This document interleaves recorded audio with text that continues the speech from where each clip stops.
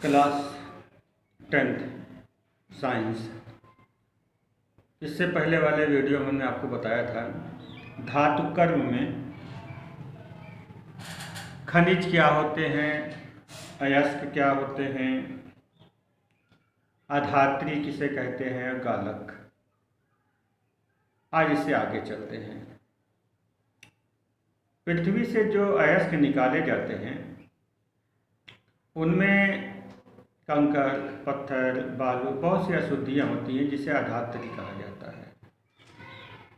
अयस्क से इन अशुद्धियों को दूर करने या कम करने को अयस्क का सांद्रण कहा जाता है। सांद्रण यानी अयस्क में जो धातु वाले यौगिक है उनकी मात्रा ज़्यादा हो जाए, अशुद्धियाँ अलग कर दी जाएँ, इसको कहा जाता है सांद्रण।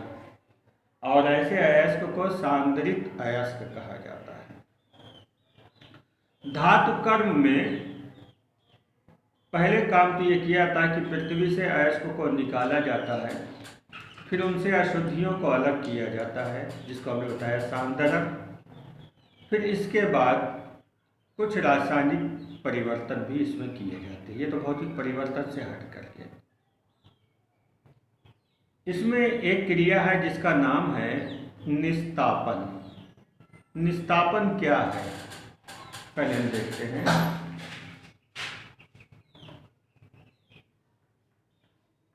निस्तापन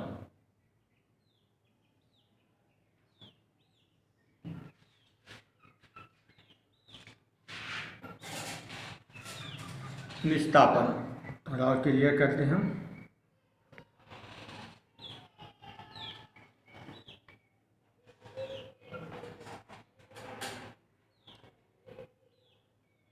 अयस्क को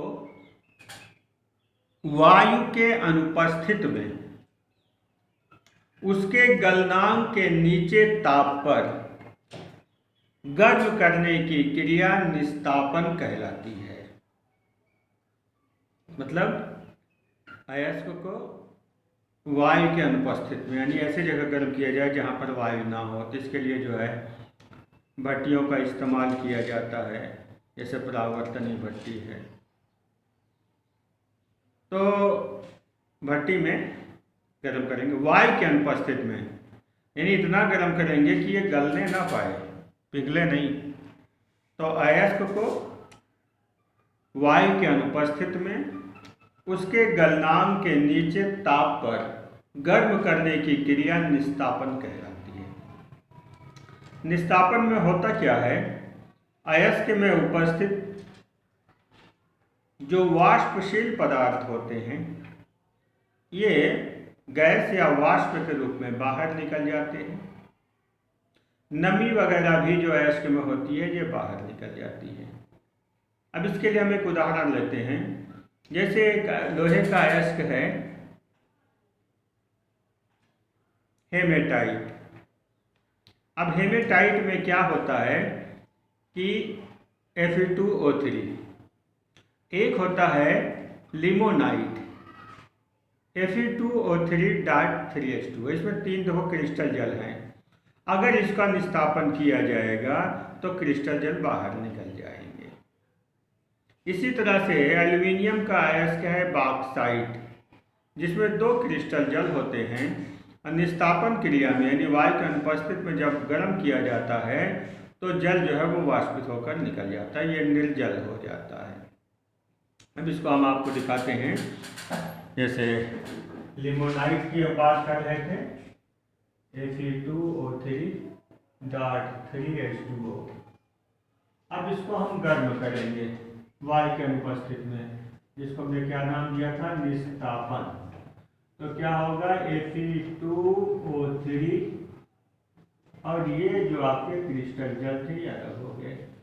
इसी तरह बॉक्साइट में Al2O3.2H2O, जब आप इसको गर्म करते हो वायु के अनुपस्थित में तो Al2O3 एल्यूमिना अलग हो जाएगा और आपका ये जल अलग हो जाएगा। इसी तरह से चूना पत्थर कैल्शियम कार्बोनेट को अगर गर्म किया जाता है तो कैल्शियम ऑक्साइड बनता है, कार्बन डाइऑक्साइड, तो ये सब निकल जाते हैं। यही क्रिया कहलाती है निस्तापन। ये वायु के अनुपस्थित में गलनांक के नीचे गर्म किया जाता है। अब दूसरा आता है भर्जन, भूंजना जिसको हम लोग कहते हैं, रोस्टिंग।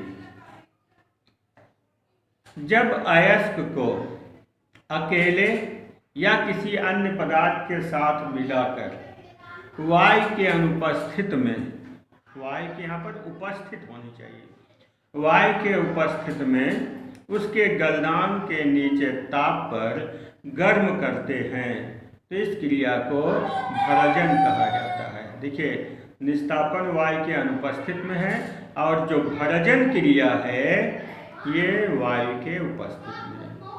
अयस्क में उपस्थित जो वाष्पशील पदार्थ होते हैं वो ऑक्साइड के रूप में बाहर निकल जाते हैं। फिर से ध्यान दीजिएगा, भर्जन को, अयस्क को वायु के उपस्थित में भर्जन, वायु के उपस्थित में उसके गलनांक के नीचे ताप पर गर्म करने की क्रिया जो है ये भर्जन कहलाती है। जैसे कॉपर पायराइट, आप नाम सुने होंगे, अयस्क है लोहे का, कॉपर का, कॉपर पायराइट, तांबे का अयस्क, CuFe। इसमें कुछ सल्फर वगैरह की या आर्सेनिक वगैरह की अशुद्धियाँ होती हैं, एंटीमनी वगैरह की अशुद्धियाँ होती हैं। जब इसका भर्जन किया जाता है तो अयस्क में उपस्थित सल्फर जो है ऑक्सीजन से क्रिया करके सल्फर डाइऑक्साइड के रूप में बाहर निकल जाता है। ऐसे ही आर्सेनिक जो है ये ऑक्सीजन, वायु में उपस्थित ऑक्सीजन से क्रिया करेगा और बाहर निकल जाएगा। इसके अलावा ये कॉपर पायराइट, ये भी ऑक्सीजन से क्रिया करेगा। याद रहे, पहले जो है cuprous sulphide, ferrous sulphide, sulphur dioxide balance करना पड़ेगा। यहाँ लगा दिया 2 2 4, ये अलग हो जाता है। इसके अलावा फिर अगले स्टेप में क्या होता है, क्यूप्रस सल्फाइड, ये ऑक्सीजन से क्रिया करेगा, क्यूप्रिक सल्फाइड है तो Cu2S,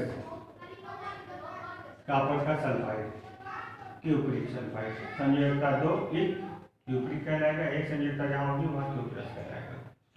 ऑक्सीजन से क्रिया करेगा और ये बदल जाएगा क्यूप्रिक ऑक्साइड में और सल्फर डाइऑक्साइड बाहर निकल जाएगा। तो भी बैलेंस कर लेते हैं, 2 2 1 सल्फर, 2 2 2 4 2। ऐसे ही फेरस का भी होता है, फेरस सल्फाइड भी ऑक्सीजन से क्रिया करता है, फेरस ऑक्साइड में बदल जाएगा और सल्फर डाइऑक्साइड है। अब इसको हम बैलेंस कर लेते हैं। तो इस तरह से आप देखिए जो अशुद्धियाँ थी, बहुत कठिन बात करिएगा, भर्जन जब पूछा जाए तो सीधा सीधा, जब अयस्क को वायु के उपस्थित में उसके गलनांक के नीचे ताप पर गर्म किया जाता है तो इस क्रिया को भर्जन कहते हैं। और भर्जन क्रिया में होता क्या है, अयस्क में उपस्थित जो वाष्पशील पदार्थ होते हैं ये ऑक्साइड के रूप में बाहर निकल जाते हैं।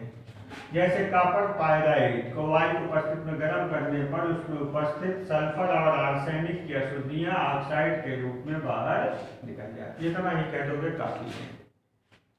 एक प्रश्न अक्सर आता है, निस्तापन और भर्जन में क्या अंतर है? बहुत कॉमन प्रश्न है बोर्ड में, तो आप सीधा जान लीजिए कि निस्तापन क्रिया में अयस्क को वायु के अनुपस्थित में उसके गलनांक के नीचे ताप पर गर्म किया जाता है, जबकि भर्जन क्रिया में वायु के उपस्थित में अयस्क को उसके गलनांक के ताप पर गर्म किया जाता है। निस्तापन में क्या होता है, अयस्क में उपस्थित जो पदार्थ वाष्पशील होते हैं या ऑक्साइड बन करके ऑक्सीजन, निस्तापन में क्या होगा, वाष्पशील पदार्थ गर्म करेंगे बाहर निकल जाएंगे, वो ऑक्साइड में बदले या ना बदले, जैसे जल नमी है बाहर निकल जाएगी, और वाष्पशील जो कैल्शियम कार्बोनेट है कार्बन डाइऑक्साइड बाहर निकल गया। यानी निस्तापन में जो पदार्थ वाष्पशील होंगे वो अपघटित होकर के या बिना अपघटित हुए बाहर निकल जाएंगे। लेकिन भर्जन में क्या होगा कि इसमें ऑक्साइड के रूप में बाहर निकलते हैं ऑक्सीजन से क्रिया करके। तो ये दो चीज़ें बहुत ही इंपॉर्टेंट है, आपके लिए देख लीजिएगा।